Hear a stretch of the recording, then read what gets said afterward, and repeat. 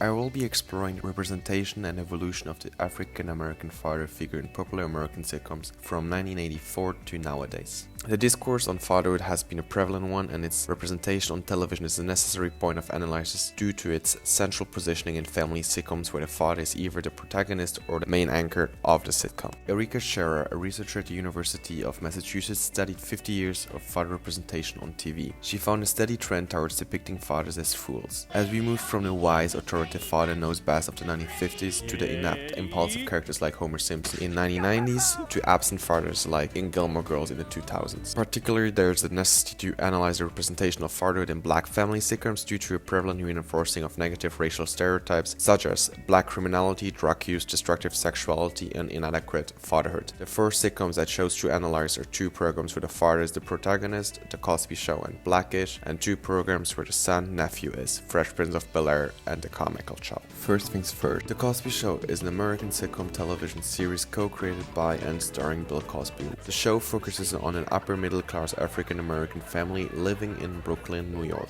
The show revolves around the problem that faces such typical middle-class family in a pleasant suburb. Just like any other sitcom, the difficulties that arise are solved within the family and the characters move from one episode to the next, untroubled by the outside world. The scene we chose to focus on to highlight their father-son relationship is when Theo got an earring. Cliff already got told that Theo had a piercing by his sister.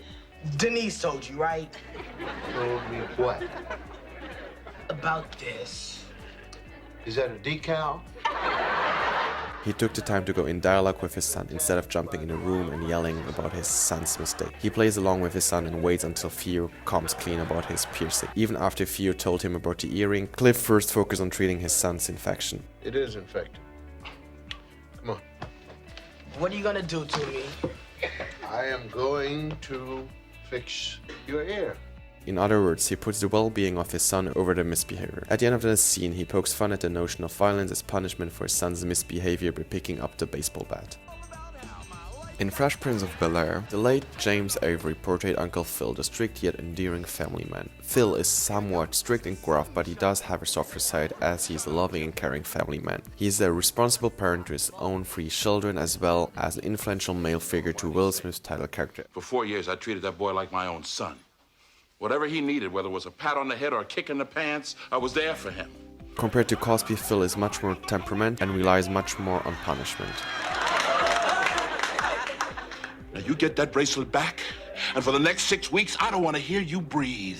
When Phil is eager to bond with his biological father, Lou, after he suddenly re-enters Will's life, Phil warns Will to be wary of Lou. Wake up, Will! This is the same guy who didn't think enough of you to pick up the damn phone! And comforts him when Lou is unstable to rekindle their relationship. The episode ends with a zoom in on the statue Will wanted to give to his father. Through the zoom in, we are getting a better view on the statue and recognize that it is a statue of a father and his son.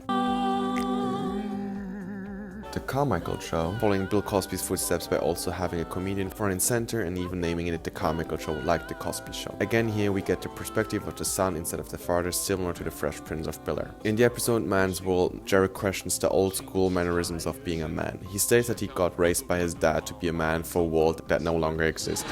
You basically showed us how to be the greatest men of 1972, but that's not the point anymore. The oral report between son and father is different. There is no longer a top-down communication. They're talking to each other as an equal due to the protagonist being an adult and living by himself, where the father represents no more old-school thought process compared to his son who is more open-minded. I got one son drinking juice out of a pouch and another son whining about this little nail in his foot. Blackish showcases an upper-middle-class black family living in a relatively white neighborhood. Francis Waters refers to Blackish as the modern-day Cosby. What is new with the series is that Blackish puts the 3 generations under the same roof and thereby creates conflict and humor. We have 3 predominant male figures in the show: Dre, his son Junior, and his father Pops. Dre's father Pops is verbally abusive and dismissive with very rigid ideas of what it means to be a strong black man in America. Before you know it, we're gonna be a country full of YouTubing selfie takers, living in houses full of because nobody knows how to fix a damn toy. And in his book, Dre always seems to be falling just short. On the other hand, Andre wants to provide the best he can for children while preventing them from becoming too soft and suburban. Really, Jack? We're trying to pass down black culinary tradition, and you want to dip out on it to go whack-a-mole? Dre is dismissive and mean to his eldest son, Junior, usually by policing either his blackness or masculinity. Junior is present as being just a little bit odd, too influenced by whiteness, too influenced by the new age politics of his liberal mother. That's it. We are done.